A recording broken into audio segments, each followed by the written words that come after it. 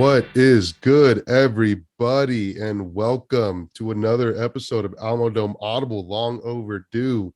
Apologize for the hiatus. This is Adrian. Unfortunately, Jared's not with me today, but we are joined by the recruiting guru from birdsup.com rivals, Mr. Javi Cardenas. Javi, what is up, bro? Adrian, how are you, man? Another one in the books, man. Another one in the books. Another one in the books. That is right. Today is, or if you're listening to this tomorrow, yesterday was National Signing Day 2022. And what a national signing day it was. The highest rated class in UTSA history, folks. Holy cow. And yeah, and Javi, you were here to brief us on early signing day. That was just 2 months ago. Hard to imagine it's been 2 months, but if you guys haven't listened to that episode, we touch on all the early signing day commits back in December, and that was the majority. We had like 14 or 15 guys I think we talked about in that episode, and then today UTSA brought on another 5-6 guys for National Signing Day, and we'll be hitting on those today. So go back to the archives if you haven't listened to the early signing day episode, and you'll get the full class bios on everybody. So we're going to go through one by one, but just kind of fresh take. Javi, your temperature right now, kind of immediate take. Feeling pretty good about it? Yeah, I mean, kind of like you mentioned, 2 months ago seems like such a long time at this point, but it definitely coming out of the early signing period, I don't think UTSA was where they wanted to be. So they definitely left a lot of to be desired. But man, did they really make up for it here in the next, in January, really, in December is when they really kind of turned it on. They rebounded in a big way, and they ended up with their highest rated class ever. I know in the composite that they ended up with their highest rated, average, which is pretty incredible. So, just very impressed really with what they were to do in a pretty short period of time. I think they kind of, I don't know if they necessarily planned it this way when they first, were putting this class together, but I think with the championship game, the bowl game preparation, they had to do so much stuff between the early signing period and between those things in the early signing period. I just don't think it left a lot of room for them to really explore the possibility of signing some more players. So, I mean, luckily for them, they seem to hit on most of their targets. A couple of them did slip through the cracks, but overall, just, an overall success for them this today. Right. Yeah. I mean, time is a commodity, right? We've certainly got a lot more of it on our side now that we're into the new year, and it's given them a little bit more to be able to work with. And win some, lose some, something Traylor talked about in the presser today. And we've been also another thing he talked about, swing for the fences, so to speak. And we swung higher than we ever have before this year, going for the best recruits I think we've ever chased in UTSA history. And so that is sort of comes with the territory. You're going to win some, you're going to lose some, as with every recruiting session. But this year, even more so, not only coming off of a conference championship, but something Jeff Traylor talked about a lot today in the presser was echoing the sentiment that we were looking for guys that are ready to hang in the American Conference. And with that came an absolute increase in the caliber of guy you're willing to look for, you're willing to spend time talking to, and you're willing to accept into the program, right? So and that goes both ways, because you're recruiting bigger profile athletes, and guess what? They've got other letters from other schools that are probably a little more bigger profile than UTSA. So yeah, man, win some, lose some. Overall, really, really fantastic day. So let's get into it, man. I mean, let's get into the names on this list. It's fantastic. I guess first off, the only right that we start with the highest rated recruit in UTSA history. That's going to be Zay Frazier, Zaquan. Zay is short. When you see it spelled to be Z-A-H, it's pronounced Zay, not Zaw. Zay Frazier, cornerback, 4-star, originally committed to Kentucky and then flipped to UTSA. Holy cow. Uh, how did we win this one? Yeah, first of all, yeah, I wouldn't have known it was Zay if Jeff Traylor didn't point that out, because I totally thought it was Yeah, Zai as well. So, yeah. thank you for Jeff Traylor for that one. Yeah, that's very interesting on this one, man. Obviously, he's the highest rated recruit ever in terms of for rivals, right? He is UTSA's first ever 4-star recruit. Wow. So just really crazy. Even in the early setting period, there were some rumblings that he was leaning heavily towards UTSA, which was crazy to think. But once he kind of committed, not only committed and signed with Kentucky, um, you were just like any other year, like, oh well, UTSA got beat by SEC school, which any other year you would just kind of take that and move along, but they Right. didn't.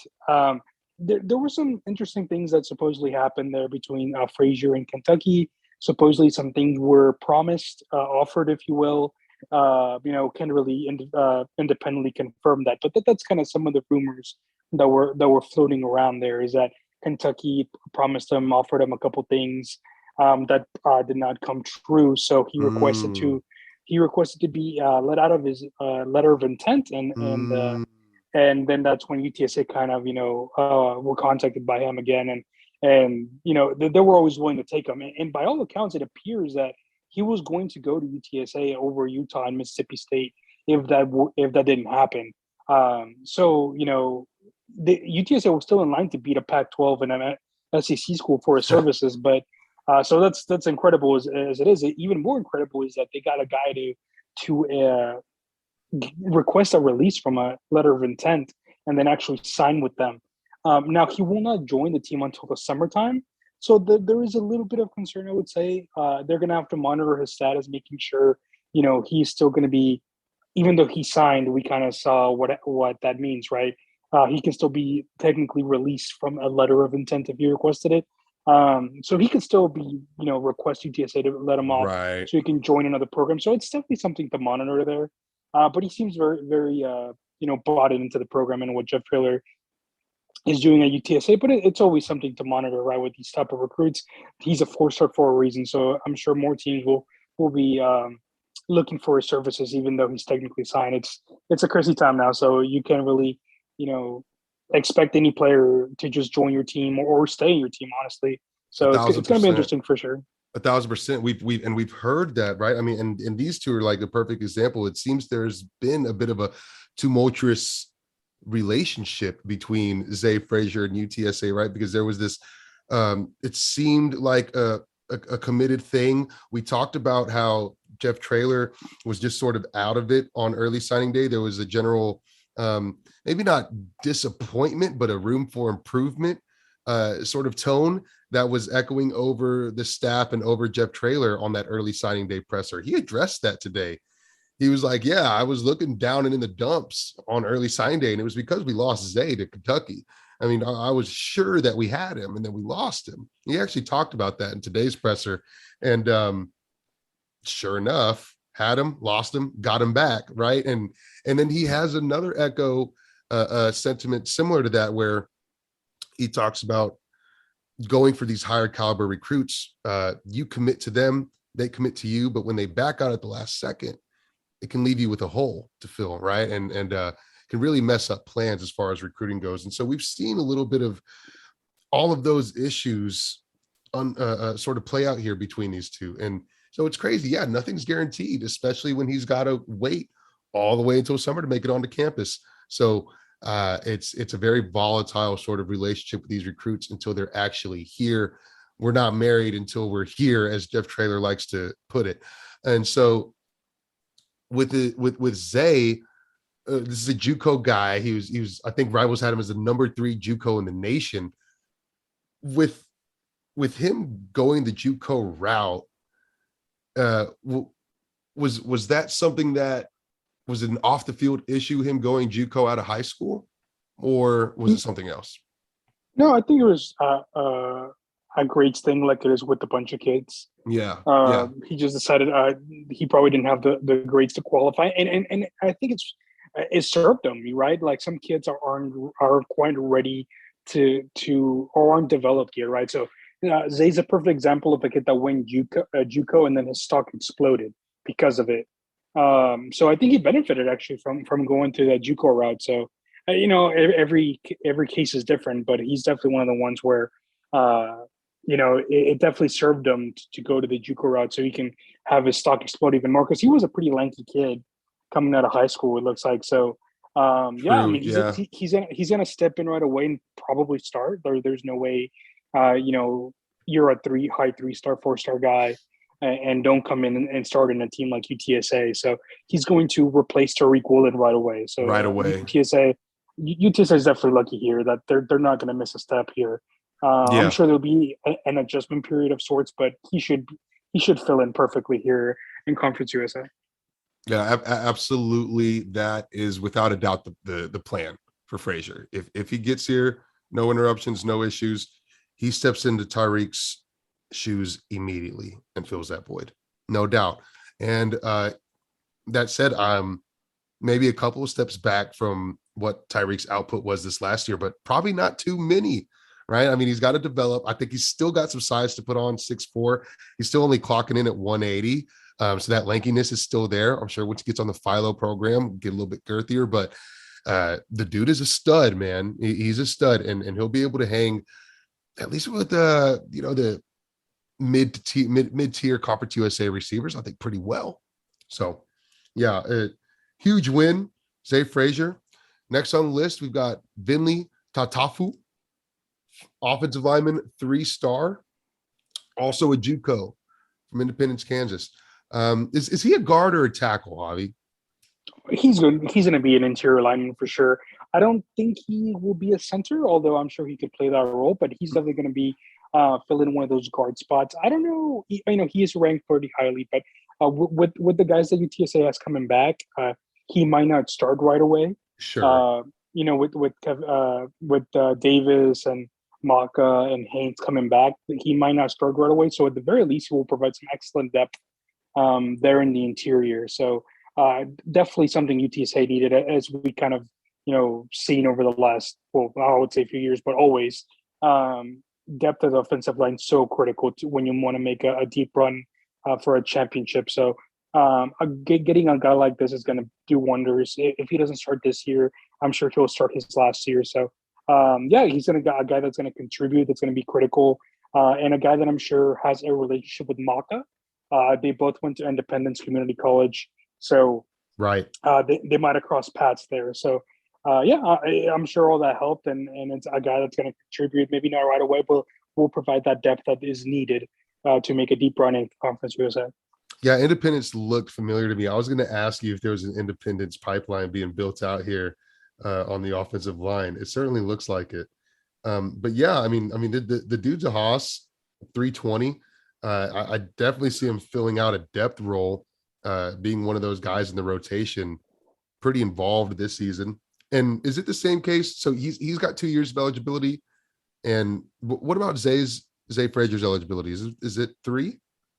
I believe Zay's a junior. I believe Tatafu will have 3 years, if I remember correctly. Okay. Um, so he'll be here a little bit longer than Frazier. Okay. So Frazier's got 2. Tatafu may have 3. Nice. Okay. Very good. Very good. So yeah, excited about that. I think that's a good grab. And then next on the list, I guess is the first one that's not an actual JUCO transfer. We've got Caleb Brown, outside linebacker, 3-star, originally committed to U of H. And a quick note on Tatafu before I forget, he's actually already on campus and has joined the team. So he was an early enrollee, and he's already doing team workouts. So that's also a big plus for him to get integrated into the team. Yeah. So on Caleb Brown, uh, it's not going to be the first time that a late, UHT commit joins the team. JT Mm, Clark actually, kind of a similar experience with him where UH dropped him late, and then he ended up joining UTSA and did quite well. So Brown might very well fit that role. He is listed as a linebacker, not outside linebacker in the press release. So they probably might see him of a more an interior role. mm, Um, that's list, right. He's listed at 6'2", 210. So he still has a little bit to go in terms of putting in some weight, but his film is fantastic. Yeah. Honestly, he might be one of the better linebackers prospects UTSA has gotten. Only probably second to Owen Pee Wee that they signed earlier in the cycle. So I think this is the best linebacker combo UTSA has ever signed. These are guys Wow. that might not play right away in terms of starting, but guys you'll probably see in special teams relatively quickly if they can adjust. They're going to make huge impacts for UTSA in the next few years, and this is kind of like you mentioned earlier. These are the type of recruits UTSA needs to compete in the American. They need guys like Caleb Brown. They need guys like P. Witt. They need guys like Frazier that are those next level, mid 3-star recruits that are going to have to compete with SMU, Tulane, and Memphis. Right. They've got just a little bit more ferocity, a little bit bigger stature and size to them, a little bit faster. Yeah, there's just a sort of a next level that comes with these guys. And linebacker, you know, that is a position where the level just hasn't been the same since we lost Josiah. I mean, it's just been a hole on the defense for I guess 4 seasons now. And so to bring in a combo like Pee Wee and Brown, that could be huge in sort of revitalizing that linebacker position and making it once again sort of that shut down group uh, behind the defensive line we've been able to stand behind. And you talk about the commitment list, man, so many impressive offers from all these guys. Caleb Brown had offers from Boise State, Colorado State, Iowa State, Nebraska. Now we already mentioned U of H. Tatafu, I think, had a Maryland offer, Grambling State. We talked about Zay Frazier, Kentucky and Utah. I mean, it's just ridiculous. And there's more crazy offers as we continue to move down the list. So the caliber is just crazy to think that UTSA is competing with these schools and winning these recruiting battles on top of that. This is a local guy, originally from Austin, East Side, Del Valley, and then played at LBJ High School as well. Was a stud. I agree with you. His film is just fantastic. I see these two, him and Pee Wee, just being phenomenal for the linebacking unit. Yeah, So I so like Pee Wee will actually probably fill in more of the Hicks role as he develops. He's listed at outside linebacker at 6'3", 190. So I probably see him being in that role. Well, Brown will probably play more of the Ligon and Harbinson role probably as he progresses. Mm-hmm. Mm-hmm. Nice, really nice. And then sticking on defense, another monster, Ty Leonard, defensive end from North Shore, Galena Park, absolute powerhouse. Dude's a 3-star, had offers from Memphis, Mizzou, Wazoo, U of H. This film is just freaky, man. I mean, the dude's a freak. Ty Leonard, defensive end. He is going to be the next great UTSA defensive end, in my opinion. Yeah, so that's where those connections between Joe Price and North Shore really pays off, right? Right. Um, he's going to probably be one of those ends in that 3-4 system that they like to run, or if they stick with that, it depends what they do moving forward. But yeah, man, he's going to be great. I see him as a Lorenzo Dantzler type of guy that he can develop into eventually. His film is pretty solid. I would say he probably had a better junior film that senior, but still, he has all the tools to be an impact player for UTSA. This is pretty stout on the defensive side of the football whenever we're going through this list. And there's another guy on here that we're going to get to next as well. But it's really, really electric. And for a defense that was pretty dang good, we did a really good job of covering up a lot of things that we weren't very good at on defense. We were efficient, I guess, in that regard. We seem to be plugging some holes here with the recruits that we've been getting on the defensive side. Would you more or less agree with that? I mean, going positions. Yeah, no, definitely. Leonard, like I said, this is more looking ahead, right? It's not a guy that's going to come in and play right away. Right.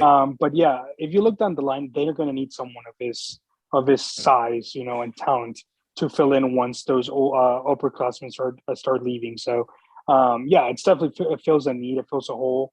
He'll probably need a year or two to really get acclimated and get ready for the college game. But he's a talent. He's going to be a contributor for sure. It's just a matter of how he develops in the next couple of years, since he already is when his time does come and he gets some playing time. Yeah, beast 6'5", 240 right now, Ty Leonard. And then well, staying at defensive end, but I think he's listed as an athlete. So I guess there's some room for him to be moved around. But from Dayton, Texas, Cameron Cooper, 3-star. Jeff Traylor in today's presser specifically talked about the battle it was in landing Cameron Cooper at UTSA. Really, really interesting. So it's a little bit about Cameron. One of your So favorites, I think. yeah, no, for sure. The battle was with SMU. He picked up an offer from SMU. He visited SMU, so that's the team that they were kind of going at it with. He is listed as an athlete. He played majorly on the defensive side of the ball, defensive end, linebacker. So he's a little bit versatile. But they actually recruited him as a tight end for UTSA. So it's been interesting once he gets on campus where he fits. But these are the Mm. type of guys that you want to get, right. They're multifaceted athletes. They can play on both sides of the ball, and it's a guy that you get him to camp and you see where he fits. It's not a bad thing. There's been multiple examples of guys that are play primarily on one side of the ball, switched over and have been great. So he might be the next one that does something like that, right? Where he spend most of his times on defense, and maybe he can be a great tight end for UTSA. So he's a great athlete. Um, yeah, it was a battle for him for sure, and it's a guy that I'm sure will contribute at wherever he ends up. Wow, nice. Yeah, yeah. This is also, I think, maybe is he like the smartest recruit we've ever got? Because this dude's got offers from Yale, Rice, Princeton, and Syracuse. He's got some Ivy League offers. What's up with that? He must be a genius. Yeah, no, he definitely has one of the more Ivy League's offers I think out of anybody in the recruiting class. Yeah, I think any I've ever seen come to UTSA, honestly. No, but that's great. I mean, yeah, this is a guy that you get him here, you get him into training camp, and he will put himself where he's gonna be. I mean, it's gonna work itself out where he's supposed to be, right? There's gonna be a gap that he's gonna be able to fill. The guy's so versatile, right? It's just a matter of just finding out where to plug him in at. Right. But that's a huge win, big time. So next we have on the offensive side of the ball, and it wasn't necessarily a recruit from today per se, but a guy that we didn't hit on in our early signing day recap, and that is Ty Edwards, who's a 3-star running back, JUCO transfer, originally from St. Augustine. Is the jury still out on Ty Edwards? It's interesting, because the moment Sincere McCormick announced his intentions, they right away jumped on it, right? It's a Mm-hmm. guy obviously they had on the radar. 6'3", 230. He is bigger than Sincere. He has Wow. great film. Um, it's always tough to see how that's going to translate. But if it's anything like his film, he might very well be the starter. Depending on if they get any more transfers, if there's any ch- uh, changing of decisions by anybody at running back. Yeah, I mean he's gonna be he should be great.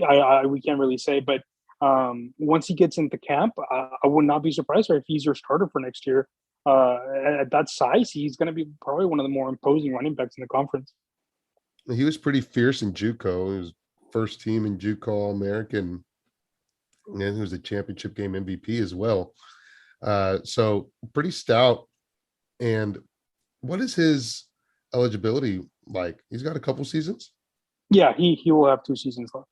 Okay, nice. Well, yeah, in that case, he very well could be a guy that comes in and starts right away for you. You might have to. Interesting. Okay. Ty Edwards, and he actually had an offer from Oregon in 2019. So yeah, pretty stout. Yeah, so he's out of Jacksonville, Texas. So I got an East Texas guy, very familiar with Jeff Traylor, with his brother Kirk Traylor, and everybody that recruits over there. Um, it's a guy that I think as soon as he hit the portal is a guy that we're interested in. He was actually a one-time UNT commit before flipping to Colorado and signing with Colorado. I guess it didn't work out over there. He contacted UTSA, and it always seemed like UTSA was looking for one more wide receiver to bring in. Um, so yeah, it was kind of a perfect match. He'll have. It kind of depends on how the COVID year situation works out, but he might have 3 years left. Um, it's actually interesting, and I was talking to a couple of people about it, about these type of transfers where a guy goes for like a year and then transfers out. And why? And I think the question was like, why wouldn't you just take a high school kid, right? Well, Chris Carpenter has been in the a Pac-12 weight room, right, for a whole year, Wow, which is yeah. very valuable. So he's already developed, if you will, in a college environment, in a college weight room, in a college nutrition program. So um, an argument can be made where, hey, why don't you just take a chance on a high school kid? Well, why can I not take a chance of a kid that was only there for a year, was already has some experience, if you will, under his belt, and he can transfer here and kind of just continue that development instead of starting from scratch for a kid that that is barely coming in, right? So it's going to be an interesting thing to see how that plays out. It's going to be tough for him to break the rotation, obviously, with the amount of talent UTSA has in front of him. But he's a guy that's going to contribute once guys like Franklin, Cephas, and Clark move on. Wow. So Chris Carpenter could very well be like the dark horse selection here of this recruiting class. At least in the, as far as, like a skill position, comes to wide receiver, it could very well be in the rotation. And that's a really tough room to compete in, man. Even just to get selected to come in here and be in that room is pretty tough. So another thing, and you kind of talk about it just there. Why not go for a high school guy? Why not go for a transfer guy? Jeff Traylor said when he was talking about, we went after guys we thought could hold up in the AAC. If we didn't get them, we decided that's fine. We'll just go into the portal. We weren't going to settle on a kid. So there's absolutely no love lost, right? And do not need to settle on a question mark guy from high school when you can go get a sure thing out of the portal, right? And I think it's the perfect example for that. And Yeah, no, for sure. I mean, that's a perfect example of identifying somebody in the portal and taking a chance, because it's what it is, right? But I think they're confident enough in his abilities and development that he's going to contribute down the line. And the other part of that is there's still 5 scholarships left. And Traylor talked about this is going to be the most active we're going to be in this transfer portal since we got here. So it's going to be really interesting how these next few months unfold all the way through, well, I guess May, right? To get guys out of the transfer portal, because we got 5 scholarships to burn. And we even talked about, and we talked about sort of the second level of the defense being highly recruited already in this class. But Traylor again reemphasized, look, we need some more help in the secondary. I wouldn't mind getting another cornerback, getting another safety, maybe adding another linebacker even, right? So is that where you sort of see us going with these 5 scholarships, really looking towards the defensive side of the ball?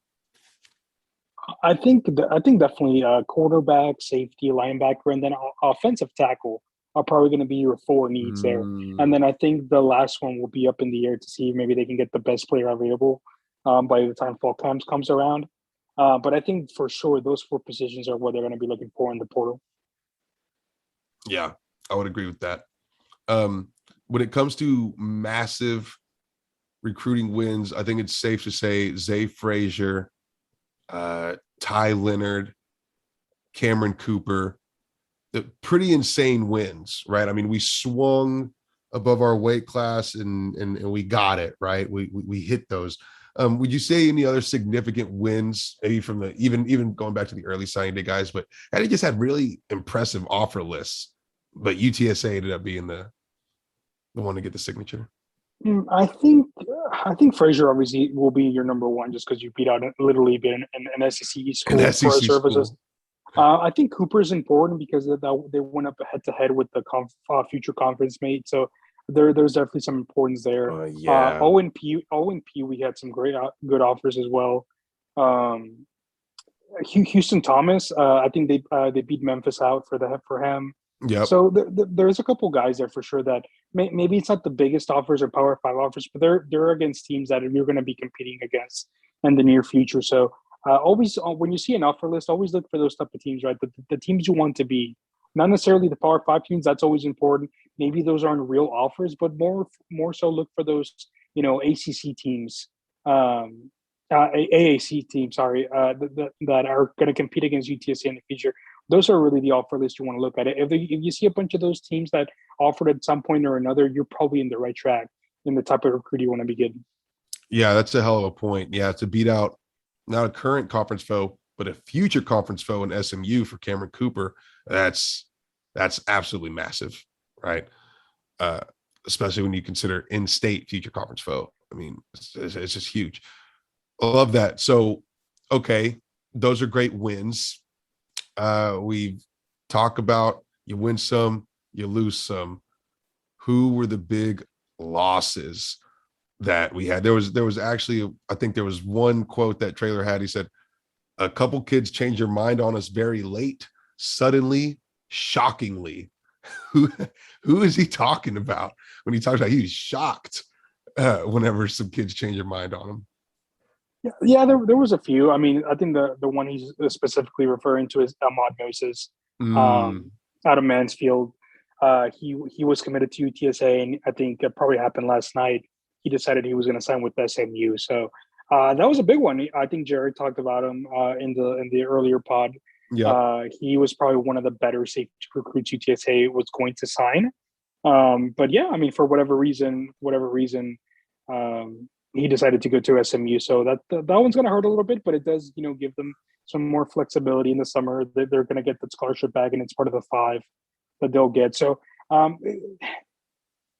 is losing Moses bad? Yes, because it was especially bad because it was against SMU. But maybe that gives them the chance to go get a junior, senior safety that hits the portal that can contribute right away, right?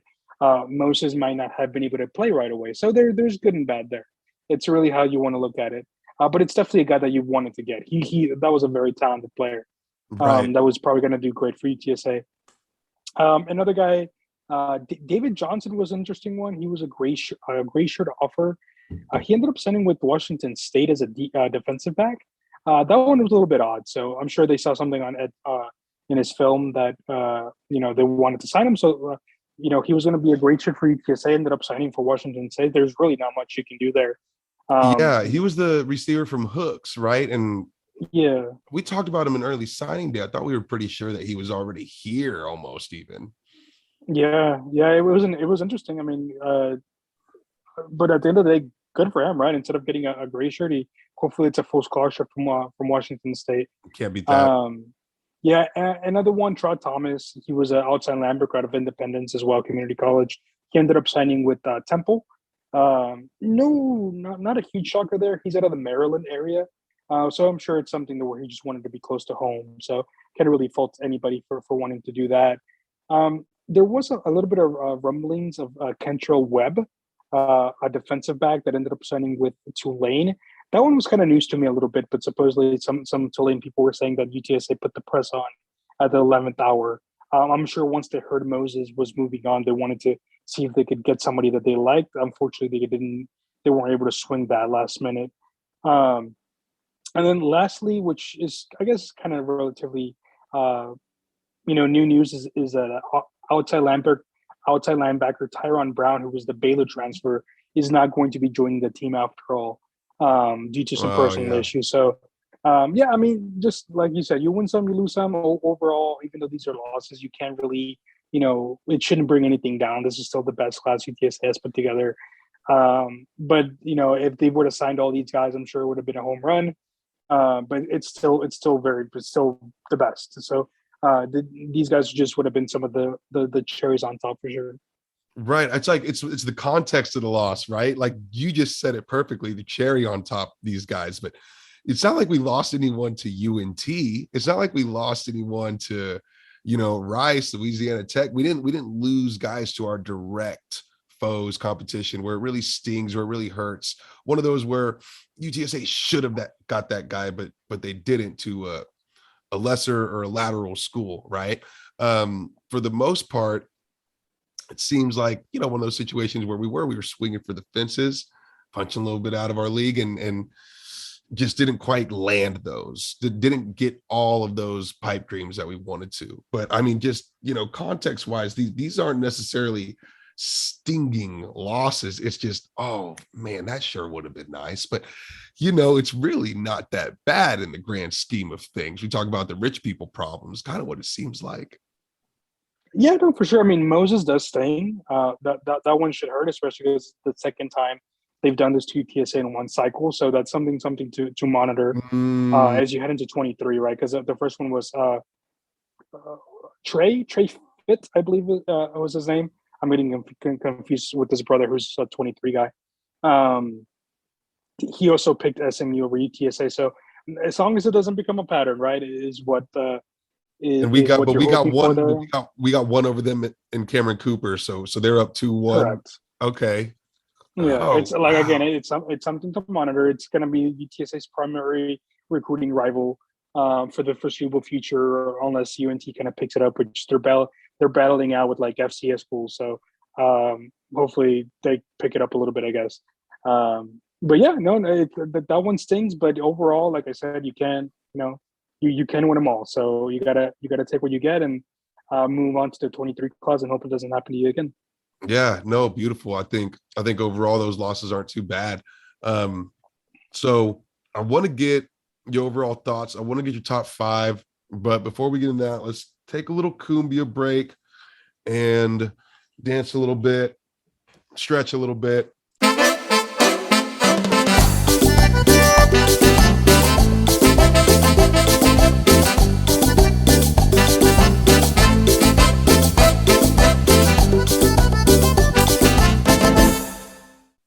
All right, what is up, guys? Hope you enjoyed a little bit of cumbia for your listening pleasure.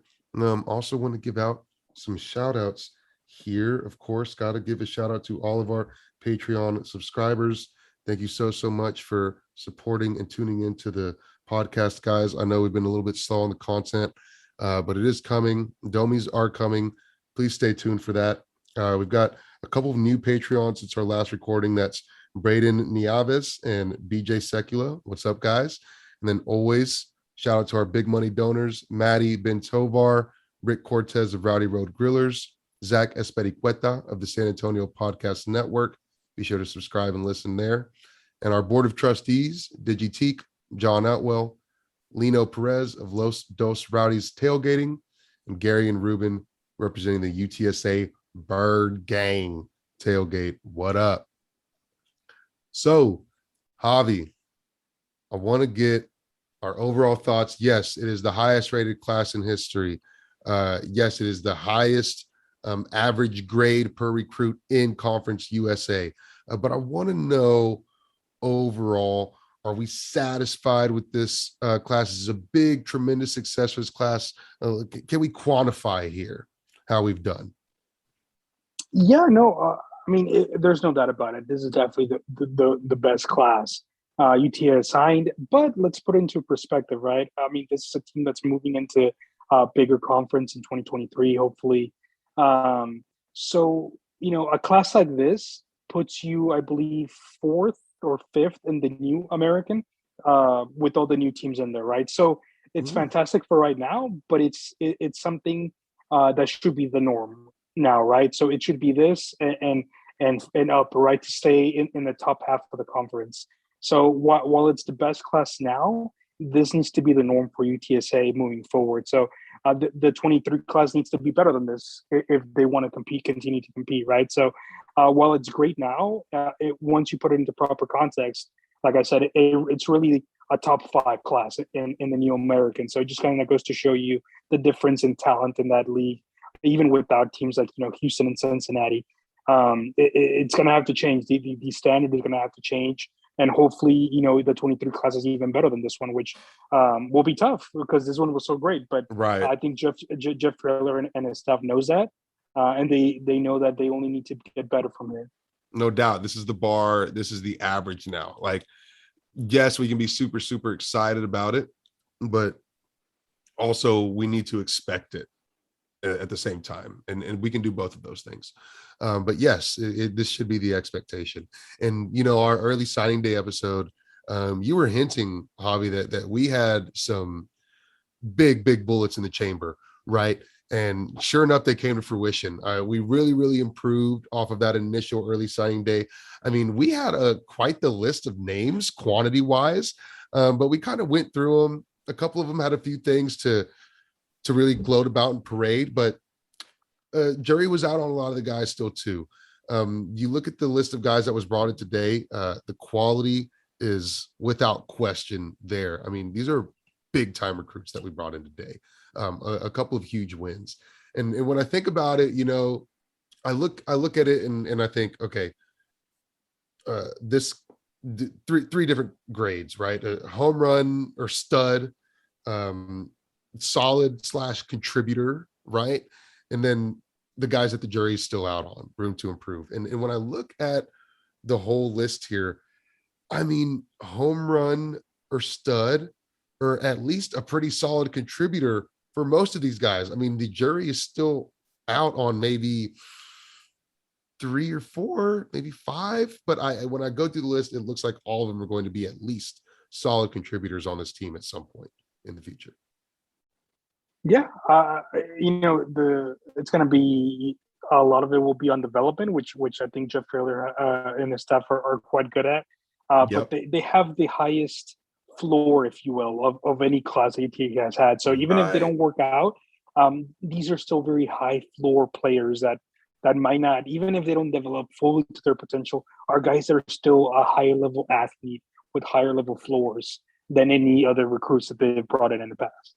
Yeah, absolutely. And that's what it feels like. It certainly does. It feels like in the past, there was a lot of guys that the jury was out on that you were uncertain of, right? That you kind of maybe convincing yourself that it was a really big win. But, here I don't think that's the case. And it is all about development. And I guess that'll be the most interesting thing going into the AAC, right? Is that will really be the first year that we're going to see how has Traylor done developing his own recruits. It'll kind of be when we first get to the AAC that we're going to find that out. So that's going to be really, really interesting, to say the least. So anything else? I want to get into your top 5 as far as this whole recruiting list goes, but any other comments, thoughts on this class or anybody from this class that you wanted to mention?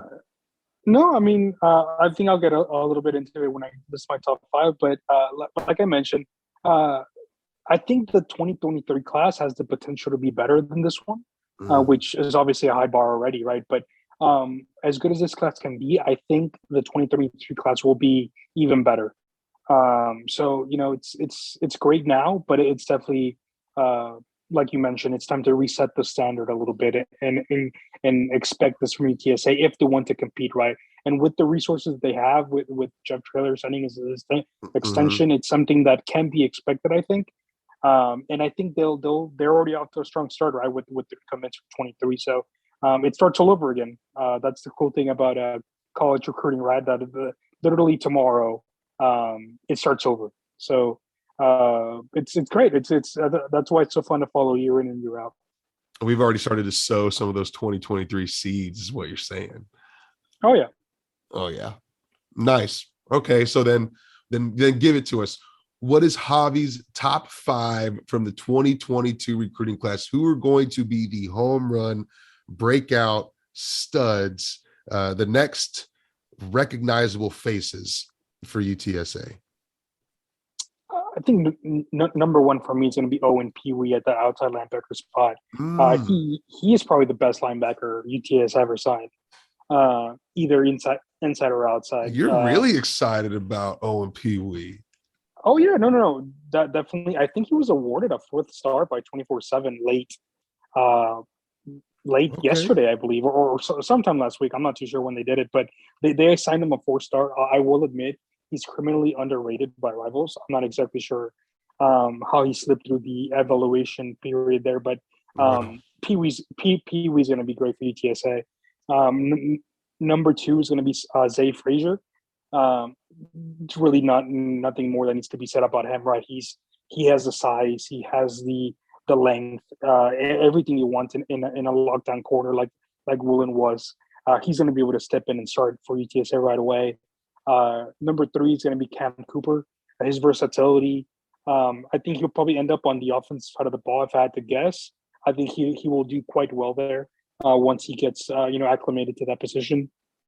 Four, probably Caleb Brown. He's going to do great at the other linebacker spot. Like I mentioned, I think these are the best duo of linebackers UTSA has signed. Brown might not contribute as early as Pee Wee, but I think he'll be fine once he gets going. And then the last one's going to be Jace Wilson, the wide receiver. Mm. It'll take him a while to contribute, but I think once he gets going, he's going to do great for UTSA. He's just, UTSA is in a position to now have to start these guys right away, which is a luxury, honestly, when in the past these guys would have to be trusted in right away to contribute, right? And they can develop them now before they really get thrown out there into the wolves. Nice. And going through, I do think there's substantial opportunity for a lot of these guys, especially on the defensive side. Maybe not a lot, but a handful of these guys to get some good playing time this next season, and continue to kind of work their way up through there. But I love the list. I love Frazier, love Pee Wee, and then I guess my other special shout out would be Ty Leonard, right? My special mention for your top 5 list. Want to see what he blossoms into. It's great. I think it's a fantastic National Signing Day for Jeff Traylor. His first physical recruiting, his first in-person recruiting that he's gotten to do at UTSA. Very good job on it. So it's great. Right now, as it stands, I think we're number 66 in the nation as far as recruiting classes go on Rivals. It's just great. I applaud it. Fantastic stuff. Now we've got some other news to hit on before we get out of here regarding football. We're still staying on football. A couple of updates, particularly on the coaching staff. You talked about it in passing here, Javi. Joe Price's affiliation in North Shore, Galena Park. Well, Joe Price has just been named the wide receivers coach for UTSA. He was our director of player personnel last 2 years. And prior to that was the passing game coordinator, wide receivers coach at North Shore for 4 or 5 seasons, won 2 state championships from right here, Northside Houston, went to Nimitz, Aldine, shout out. So big shout out to Joe Price. Massive plug here for recruiting, clearly, and getting into that North Shore Galena Park pipeline. But he's done a really, really good job. He was involved with recruiting as he's sort of kind of had his hand on the needle there, but with player personnel, you're not. How involved are you with like on-field stuff when you're in the player personnel role? Not very technically. I know he was helping out with wide receivers. I had seen him hanging out with the wide receivers before games, so I'm sure he had an active role there. He was a wide receivers coach, right? And he always expressed interest in that role. So Right. it kind of seemed like a natural fit, right, for him to get that bump. It's going to be a huge plus in recruiting just because he can actually go out and recruit, visit homes, visit schools. Whereas being the DPP, you weren't allowed to do that stuff. So recruiting is going to take a bump just because of that. He's known in Texas for being a great recruiter. So it's going to be great to see him in this new role. Being a wide receivers coach prior, I think he's going to do great. He has great talent, obviously, to work with. So I think it was kind of a natural fit for him. And like I mentioned, it's going to be a huge plus in recruiting. Yeah, and let's not forget he is another honorable member of the highly distinguished Texas High School Coaches Association. Who can forget? And alongside Joe, we have another promotion. Justin Burke named to special teams coordinator and tight ends coach. He spent the last 2 seasons as an offensive analyst and was actually a special teams coordinator and tight ends coach prior to that at USF from 2017 to 2019. So again, like Joe Price, experience in the role, but he's actually done it at the collegiate level. Yeah, no, honestly, like again, another one of those natural fits, honestly, to bump up. He does take the dual role as coordinator and tight ends coach, so that's a little bit interesting. Yeah, very With interesting. Kurt Traylor moving to assistant O line coach, I don't Mm-hmm. think this is the last of the rearranging of titles we're going to see as we head into spring ball. So that's definitely something to monitor. I wouldn't pay too much attention to it just yet, just to see how things lay out. But I think there might be some more movement. Maybe not of additions, or people leaving, or who knows? It might be the case with the signing they're over with, right? So there might be some more staff attrition. Who knows? But yeah, I think the titles are going to shift around a little bit. But yeah, it's a guy that's been working with the tight ends already, a natural fit again, and a guy that has a lot of experience working with the staff. So overall, I think this is going to be a better recruiting staff. With Stein moving to offensive coordinator, Yeah. Price moving to wide receivers coach, and Burke moving to tight ends coach, special teams coordinator. I think this is overall going to be a better recruiting staff than last year. So, yeah, perfect timing with the 23 class being as important as it is. Nice. Good call on that. Probably is extremely advantageous for recruiting. Definitely. So, yeah, I like both of these moves, and we talked about how Traylor just he's real big on internal promotions, bringing guys up, and so this is just another case in point of that, right? But guys have been successful in each of these roles in the past. So yeah, I'm a big fan. No qualms here. What's your temperature on it? No, yeah, no, all good. I think overall it's positive. It's just going to be exciting to see how things go next year. Nice. So outside of that, um, Sincere McCormick was invited to the NFL Combine. Very, very cool. He will now join Spencer Buford and Tyreek Woolen. So we will have 3 UTSA representatives at the NFL Combine. Are you kidding me? That is freaking incredible. The first time we have some Combine representation since Marcus Davenport, right? Yes. And then this week, is the Senior Bowl? This weekend? Uh, uh, Practice is happening right now, and I believe the game is either Friday or Saturday. Friday or Saturday. Yeah. So by the time we listen to this podcast, the Senior Bowl might be on in a couple of hours. So make sure you tune into that. We've got, is it 2? No, we've got 3 guys at the Senior Bowl now. Or no, 2. 2 at the Senior Bowl, 3 at the Combine. 3 at the Combine, 2 at the Senior Bowl. Got it. And then you also have Pro Day after that. So, but that's later down the line. Mm-hmm. That's right. So be sure to tune in to Senior Bowl. See our guys there. We had Marcus Davenport's famous sacking of was it Baker Mayfield? Yeah, I believe the recent Senior Bowl, his strip sack, I think. We need a Tyreek Woolen interception of like Bailey Zappi or something. Oh, that would be beautiful. Yeah, give me the Senior Bowl UTSA highlight reel. So one other thing that we got to mention: Coach Jeff Traylor was honored at the San Antonio Spurs game with a freaking all-white Fiesta edition throwback or city jersey edition of the 210 Spurs jersey, Traylor on the back with 210 from Coyote. I mean, is there a higher honor that one could be awarded in the city than a 210 Spurs jersey from Coyote himself in AT&T Center? Man, I mean, it just goes to show that everybody's bought into this whole 210 thing, right? Like, if the Spurs are giving you that kind of like recognition and stuff, well, what else? Honestly, it might just be the Spurs and UTSA now. It's like the top dogs in town, so it's pretty cool. That's like the alliance being formed, right? That's the meme of the handshake, and it's Spurs, UTSA, and then 210 on the hands, right? And we're seeing it. We're seeing the solidifying of the programs for the city. And I mean, that jersey may as well be keys to San Antonio from the mayor. I mean, that's the significance of it. That is like receiving the crown, because you're the king now. I mean, we accept you, Jeff Traylor, as our ruler. Take us to the promised land, sir. You know what I mean? Again,